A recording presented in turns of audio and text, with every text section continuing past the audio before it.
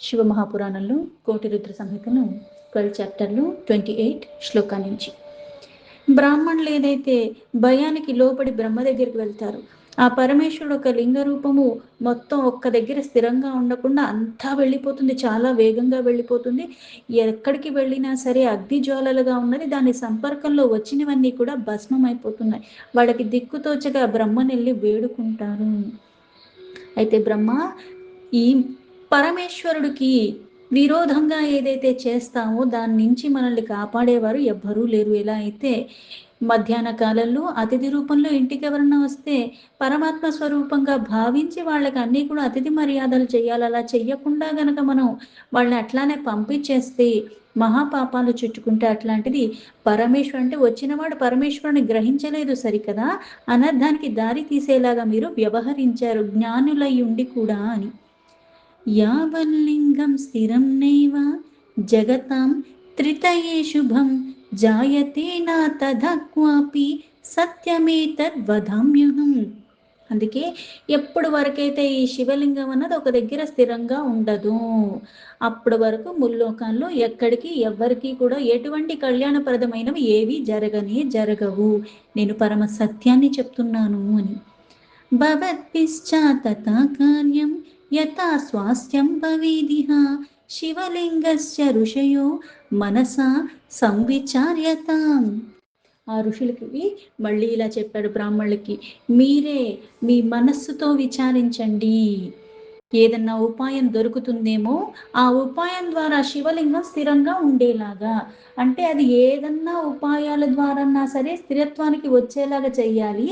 అది గనక రాకపోతే గనక ఎవ్వరికి ఇంకా ఎటువంటి సుఖాలు ఉండవు, భయానికి భీతికి లోబడి ఉండాల్సింది అని చెప్పాడు బ్రహ్మ. సూత ఉవాచ ఇత్యుక్తాస్తే ప్రణామ్యోచుర్ బ్రాహ్మణ ఋషయశ్చవి కిమస్మాభిర్విధి కార్యం తత్కార్యం త్వం సమాధిసాం.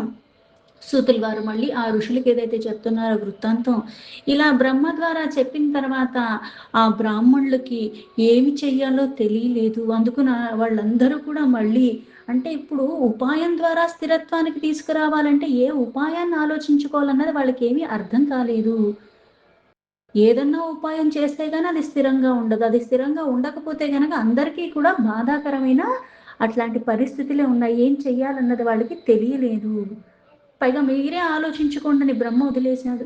ఇత్యుక్తశ్చ మునిశాస్తేహ సర్వలోకా పితామహ మునిశాస్తాంస్తథా బ్రహ్మ స్వయం ప్రోవాచ వై తదా. వీళ్ళు ఇంకా ఉపాయం ఏమీ తట్టలేదు సరికదా, ఇంకా దిక్కైన వాడు బ్రహ్మే అనుకుని మీరే మాకు ఈ కార్యాన్ని చేసి పెట్టాలి, అందుకుని ఉపాయం ఏంటో అన్నది మీరే మాకు దయచేసి చెప్పండి అని ఈ బ్రాహ్మణులందరూ కూడా ఆ బ్రహ్మనే వేడుకున్నారు. సర్వలోక పితామహుడైన బ్రహ్మ అప్పుడు మళ్ళీ ఆ బ్రాహ్మణులకి ఇలా తానే స్వయంగా చెప్తున్నాడు. ఇప్పుడు వాళ్ళు అడగకుండానే చెప్పచ్చు కదా, ఎలా అయితే ఇది మనకి సాధారణంగా కూడా చెప్పబడి ఉంది. గురువుకి చాలా తెలుసుంటాయి. అలానే నేను అడిగాను కదా, నేను వచ్చాను కదా తెలుసుకోవటానికని నాకు వెంటనే ఏం చెప్పాడు. అర్హత పాత్రత బట్టి, ఆ అర్హత పాత్రత ఉన్న వాళ్ళకే అది అందిస్తారు. తనకి అన్నీ వచ్చు కదా, అన్నీ ఉన్నాయి కదా అని ఏది పడితే అది అలా ఎవరికి పడితే వాళ్ళకి ఇవ్వబడదు. ఇక్కడ మళ్ళీ పరమాత్మ చేసే లీలలన్నీ ఎలా ఉంటాయి అంటే మాయామోహాలకి అతీతంగా తానుంటూ అందరినీ మళ్ళీ భ్రమలకి మోహాలకి లోబడేలాగా చేస్తూ ఉంటాడు. పైగా కొన్ని మార్గాన్ని స్పష్టపరచటానికి చేస్తూ ఉంటాడు. అంటే ఒకదాని ఒక ప్రాముఖ్యత నీకు తెలియాలంటే మళ్ళీ కొన్ని కొన్ని జరిగితే తప్పితే దాన్ని నువ్వు గుర్తించలేనంత అంధకారంలో ఉన్నాం మనము. అందుకే ఇక్కడ లీలగా, అందుకే ఇక్కడ తెలిసి ఉన్నప్పుడు కూడా ఒక ఉపాయాన్ని మీరే ఆలోచించుకోండి అని వదిలేశాడు. ఎంత ఆలోచించిన అంటే మన వల్ల ఏదీ కాదు, కర్త క్రియ కర్మ అన్నీ నేనే చేస్తున్నాను, నేనే అనుభవించేస్తున్నానన్న అజ్ఞానంలో ఉంటూ అన్నీ నేనే సాధించేసుకుంటున్నాను అనుకుంటాం. కానీ వాస్తవం ఏంటి అంటే ఇస్తున్నాడు కాబట్టి అనుభవిస్తున్నావు, ఉంచాడు కాబట్టి అనుభవించటానికి ఉన్నావు. పైగా అనుభవిస్తున్నానని ఏదైతే నేను అనుకుంటున్నానో అది నేను కాదు, అసలు నేనన్నది ఏదీ లేదు అన్న వాస్తవం నువ్వు గ్రహించుకునే లోపల మళ్ళీ ఈ జన్మ కూడా అయిపోతుంది. అయితే ఇక్కడ మా వల్ల కాదు అంటే ఇక్కడ మార్గం ఎందుకు నీకు స్పష్టంగా తెలియట్లేదంటే, లీల చేయటానికి వచ్చినవాడు లీలా విశారదు. పైగా ఇక్కడ ఎందుకు వచ్చాడు? ఆ రూపంలో వచ్చాడు. పైగా ఆ వచ్చింది ఎవరన్నది గుర్తించలేని మాయా మోహాలకి లోబడి ఎందుకున్నారు? లీల చేస్తున్నాడు కాబట్టి ఆ మోహానికి అందరూ లోబడిపోయారు.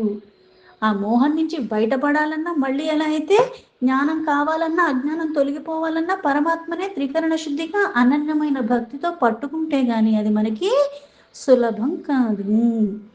అందుకే ఇప్పుడు ఎప్పుడైతే శరణాగతి అన్నది త్రికరణ శుద్ధిగా చేస్తావో, చేసేది నేను కాదు, చేపిచ్చేది నువ్వు, ఇస్తుంది నువ్వు, చూపిస్తుంది నువ్వు, చూడబడేది కూడా అన్నీ కూడా క్రియ జరగటానికి కారణమైనది నువ్వని ఎప్పుడైతే నువ్వు సమర్పణ భావంలో ఉంటావో అప్పుడు నీకు స్పష్టత వస్తుంది.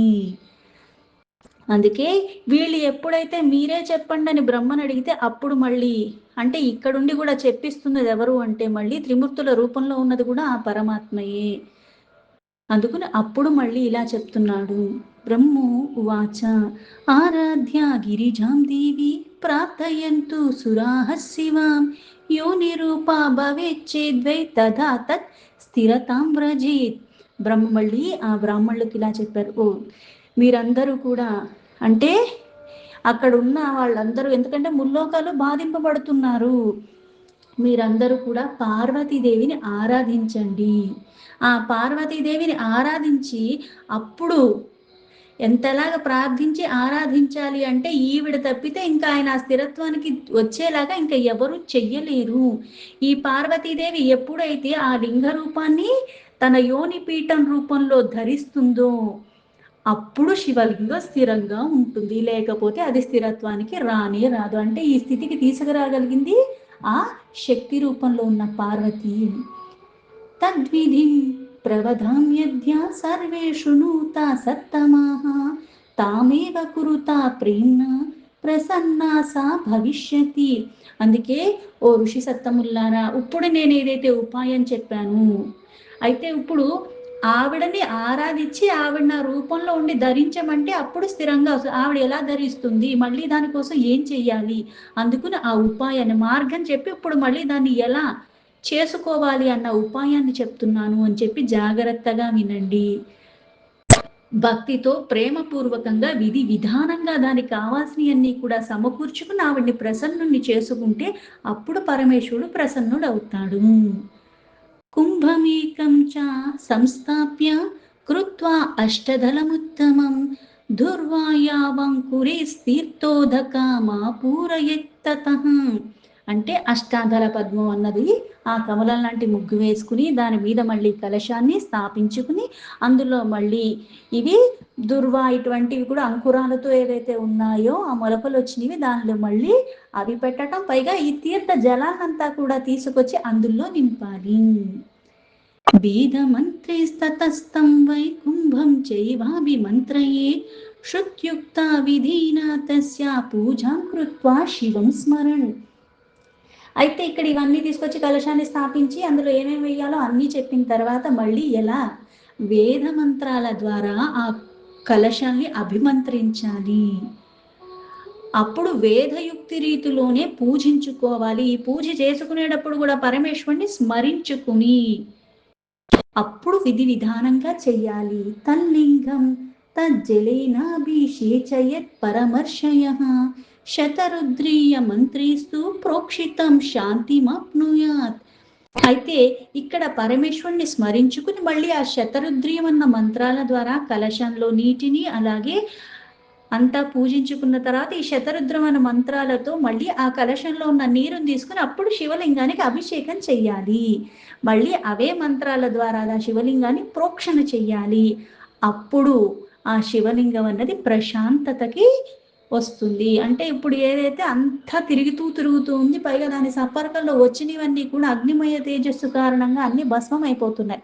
అంటే ఇంతలా చేస్తే అప్పుడు ఆ శివలింగం కాస్త ప్రశాంతతకి లోబడుతుంది.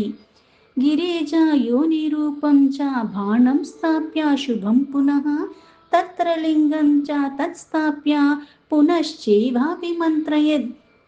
దీని తర్వాత ఎప్పుడైతే శివలింగం ప్రశాంతానికి లోబడిందో అప్పుడు ఆ పార్వతీదేవి గిరిజ యోని రూపంలో ఉండి అప్పుడు ఉత్తమమైన ఆ బాణలింగాన్ని దానిలో యోనిలో స్థాపించి ప్రతిష్ఠాన చెయ్యాలి. దీన్ని చేసిన తర్వాత అప్పుడు శక్తియుక్తంగా పరమేశ్వరుడికి మళ్ళీ అభిమంత్రించుకుని మళ్ళీ పూజించుకోవాలి.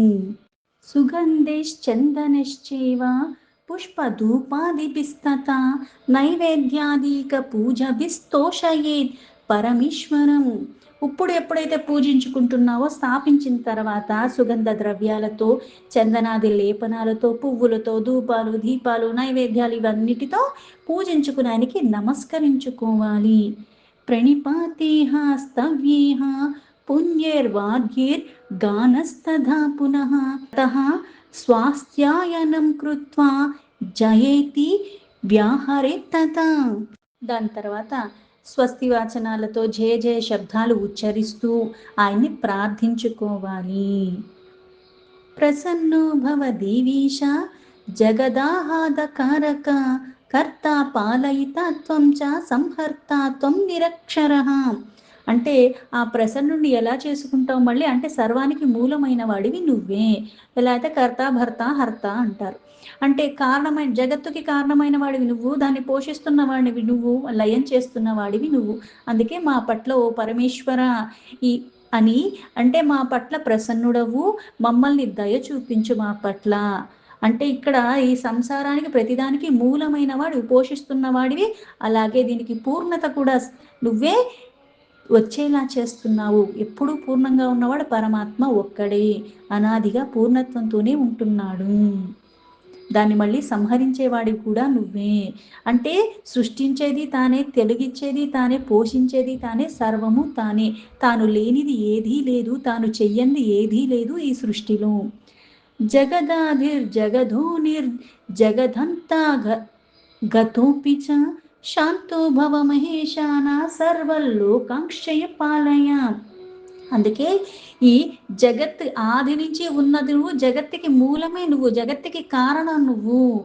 ఈ పైగా ఈ ఆత్మరూపంలో జగత్తులో ఉన్నది నువ్వు. అందుకే పరమేశ్వర మీరు శాంతించండి అని ఆయన్ని మళ్ళీ సంపూర్ణంగా ఈ జగత్తుకి పరిపాలిస్తున్న వాడివి నువ్వు. అంటే మాకు నువ్వు తప్పితే ఇంకో దిక్కు లేదు. అందుకని మీరు మా పట్ల ప్రసన్నుడై కాస్త ప్రశాంతతగా ఉండండి. అంటే ఇక్కడ నిజంగా ప్రళయం తీసుకురావాలంటే పరమాత్మని ఎవ్వరూ ఆపలేరు. సంకల్ప మాత్రంతో చేసినవాడు ఒక్క నిమిషంలో అన్నీ కూడా తొలగించగలడు. అంత సమర్థత ఉండి కూడా తొలగించకుండా కృపా కారణంగా కరుణా సాగరుడు కాబట్టి, భక్త వాత్సల్యుడు కాబట్టి నీలో భక్తి లేశ మాత్రం ఉన్నప్పటికీ కూడా అంత అనన్యమైన భక్తి లేకపోయినా సరే కరుణించి వదిలేస్తున్నాడు. ఏవం కృతే విధో స్వాస్యాం భవిష్యతి న సంశయః వికారో నా త్రిలోకే అస్మిన్ భవిష్యతి సుఖం సదా. అందుకే ఋషులారా ఇలాగ అనుష్ఠానం చేసి ఆ శివలింగాన్ని ఎప్పుడూ కూడా పూజించుకోవాలి. అది స్థిరంగా అయిపోయిందప్పుడు ఈ ముల్లోకాల్లో కూడా అప్పుడు ఎటువంటి ఉపద్రవాలు లేకుండా అందరికీ సుఖాలే వచ్చాయి. అంటే ఆ లింగం స్థిరంగా ఉన్నంత వరకు ఎప్పుడు ఎటువంటి ఉపద్రవాలు రావు. దాన్ని అలా ఉంచుకోవాలి అంటే అనన్యమైన భక్తితో ఎప్పుడూ కూడా పూజించుకుంటూ ఉండాలి. సూత ఉవాచ ఇత్యుక్తాస్తి ద్విజా దేవాః ప్రణిపత్య పితామహం శివం తం శరణం ప్రాప్తాః సర్వలోకా సుఖీప్సయ. సూతుల వారు మళ్ళీ ఈ ఋషులకి ఇలా చెప్తున్నారు.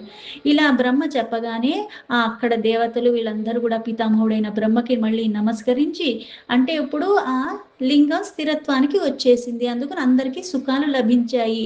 సుఖాలు లభించాలన్న కోరికతో వీళ్ళందరూ కూడా మళ్ళీ ఆ పరమేశ్వరుని శరణు వేడుకున్నారు. పూజితః పరయా భక్త్యా పార్తితః శంకరస్తథా సుప్రసన్నస్తతో భూత్వా తానువాచ మహేశ్వరః. ఈ పరమ భక్తితో సదాశివుణ్ణి ఎప్పుడైతే పూజించుకుని ప్రార్థించారో బోలాశంకరుడు ప్రసన్నుడైపోయాడు. వెంటనే ఆ పరమేశ్వరుడు అప్పుడు వాళ్ళతో ఇలా చెప్పాడు. మహేశ్వర ఉవాచ హే దేవా ఋషయః సర్వే మత్వచః శృణుతాధరాత్ యోనిరూపేణ మల్లింగం ధృతం చేత్స్యాయత్ తదా సుఖం.